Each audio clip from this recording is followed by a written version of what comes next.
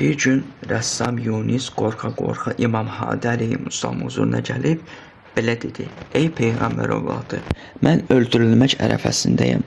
Məndən sonra siz aləmə baxarsınız." Həzrət Hadi əhvalatı soruşduqda belə izah etdi: "Abbasilərin adamları, Allah lənət eləsin, mənə biri daşqaş verib ki, üstünə rəsm çəkim. Lakin daşqaşın üstünə işləyərkən yarıya bölündü. Sabah daşqaşı geri almaq üçün gələcəklər. Əgər əhvalatı bilsələr, məni öldürəcəklər." İmam Hadi əleyhissalam başı aşağı salaraq belə dedi: "Sənin haqqına dua etdim. Arxayın ola bilərsən, onlar daha sənə heç bir ziyan vurmayacaqlar. Əksinə, bu iş sənin üçün xeyirli qurtaracaq." Sabahsı gün Yunis məmurlardan biri ilə ayaqları titrəyə-titrəyə həmin kişinin evinə getdi. Çox keçmədən evin yiyəsi gəlib ona dedi: "Ey Yunis, daşqaşın üstündə bir rəsm çəkdin.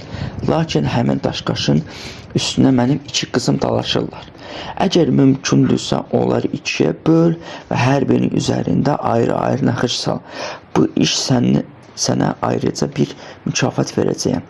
Yunis icazə verin, bu barədə biraz fikirləşim deyə oradan çıxdı və sevinəcək imamın huzuruna gələrək ona bu yaxşılığı üçün təşəkkür etdi.